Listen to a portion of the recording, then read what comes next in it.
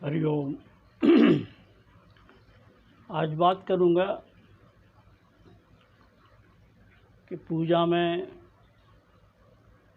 या मंदिर में हम नारियल क्यों चढ़ाते हैं।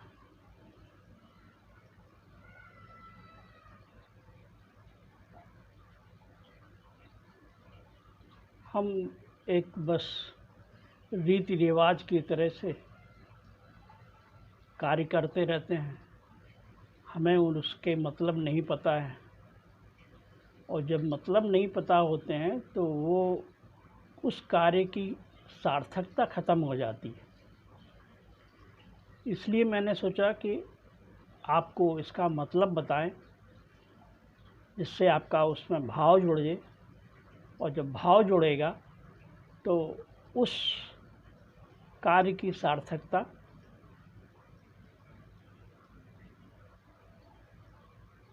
समझ में आएगी। अब मैं बताता हूँ, एक साधना में कोई भी साधना पद्धति हो, पूरे धरती पर जितनी भी साधनाएं हैं, जितनी भी उपासनाएं हैं, जितने भी मिशन हैं, सबका एक ही काम है कि कैसे आपके जो विचार हैं ये रुक जाएं। आपने सुना होगा साधु संतों के द्वारा कि हमारी सारी समस्याओं की जड़ हमारा मन है। मन यानी विचार।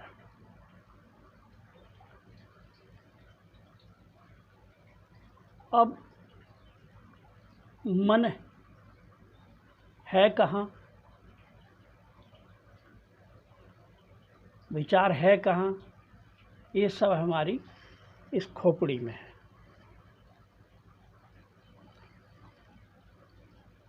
तो जिसने भी अनुभव किया है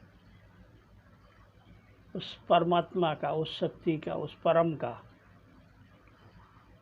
उसने ये जाना है कि ये बुद्धि, एक खोपड़ी ही बाधा है हमारे और उसके बीच में। तो उन्होंने बताया कि ये जो अपनी खोपड़ी है इसको परमात्मा को समर्पित कर दो, इस बुद्धि को अपने परमात्मा को समर्पित कर दो, इन मन को परमात्मा को समर्पित कर दो, इन विचारों को समर्पित कर दो, फिर तुम्हारे उसके संबंध जुड़ जाएंगे। तब तक तुम अपने आप को उससे पृथक ही महसूस करोगे। तो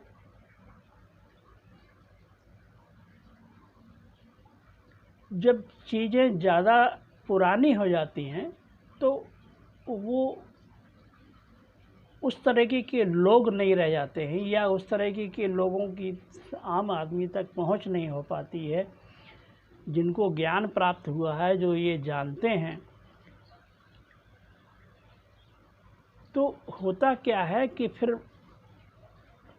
लोग शास्त्रों में पढ़ के, किताबों में पढ़ के, और उनके मतलब अपने ढंग से लगाते हैं और उनको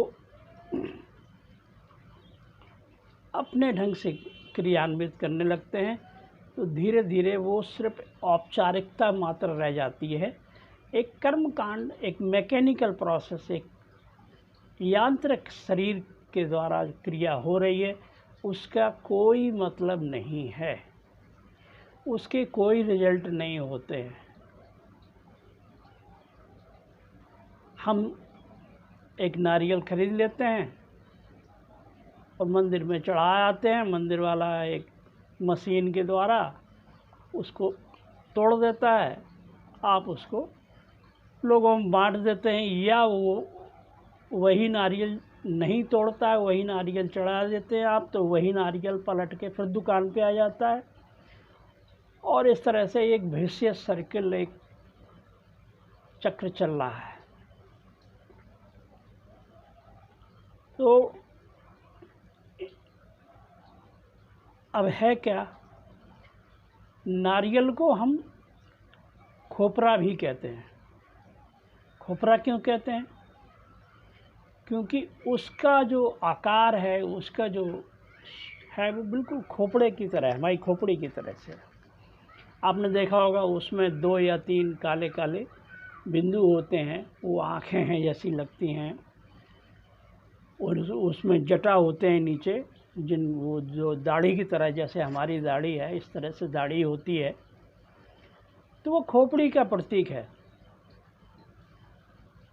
तो हम उस खोपड़ी को, इस बुद्धि को परमात्मा के चरणों में समर्पित करते हैं।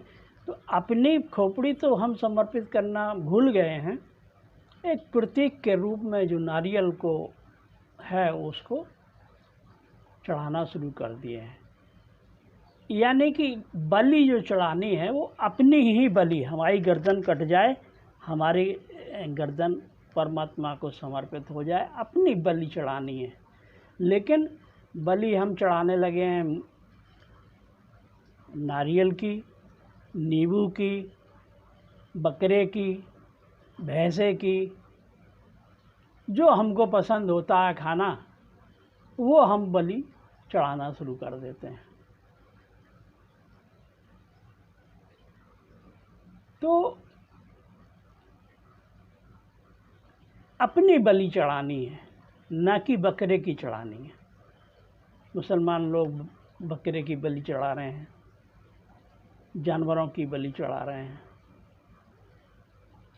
हिंदू भी कुछ चढ़ाते हैं कलकत्ता वगैरह में, और कुछ ऐसे संप्रदाय हैं जहाँ पर बलि चढ़ाते हैं। बलि दूसरे की नहीं, जीव की नहीं, अपनी बलि चढ़ानी है, अपना ही ये गर्दन गिर जाए। जब आप साधना में आगे बढ़ते हैं और नीचे से आपकी ऊर्जा उठती हुई आती है, तो ये गर्दन पे यहाँ पर अक्सर लोगों को दर्द होने लगता है। वो दर्द उस एनर्जी की रुकावट का ही प्रतीक है।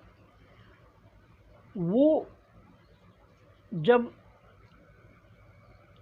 आगे बढ़ता है, आज्ञा चक्र पे ऊर्जा आती है, जब आपके तीसरा नेत्र खुलता है, तब वो आपकी जो गर्दन पे जो दर्द हो रहा है वो ख़त्म हो जाता है, और गर्दन यूँ एकदम लटक झूल जाती है, जैसे कट गई हो।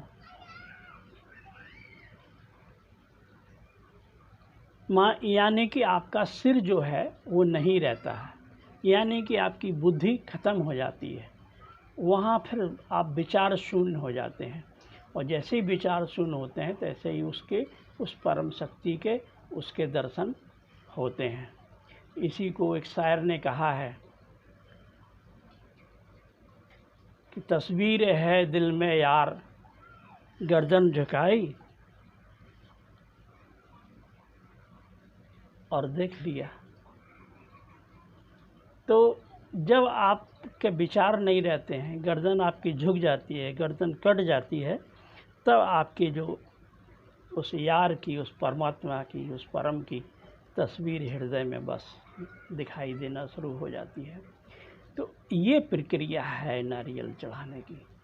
लेकिन हम बस अंधों की तरह से अंधा अंधा ठेलिया, दोनों को पड़ंत, बताने वाले को कुछ पता नहीं है, जो जा रहे हैं उनको कुछ पता नहीं है। बस एक कृत्रिम, एक यांत्रिक क्रिया हो रही है। तो आज के बाद नारियल ना चढ़ाएं, या नारियल चढ़ाएं तो पूरा भाव करें कि ये मेरी खोपड़ी है, मैं अपनी खोपड़ी चढ़ा रहा हूँ परमात्मा के चरणों में। तब उसका सार्थकता होगी, तब फिर उस परमात्मा की तरफ से वो वर्षा होगी, जो प्रेम की, आनंद की, उस शक्ति की जो आपके ऊपर वर्षा होना शुरू हो जाएगी। बाधा क्या है? बरस तो वो हमेशा रहा है, बाधा हमारी ये खोपड़ी है। इस खोपड़ी को चढ़ा दें और अपने को पूरा समर्पित कर दें, तभी कल्याण होगा।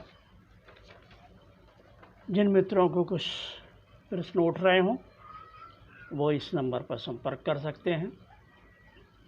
मेरी बातों को इतने ध्यान, इतने प्रेम से आपने सुना, आपको हृदय से नमन। आपके अंदर बैठे परमात्मा को स्वीकार। हम सब परमात्मा ही हैं, हमें पता हो या ना पता हो। हरि ओम तत्सत।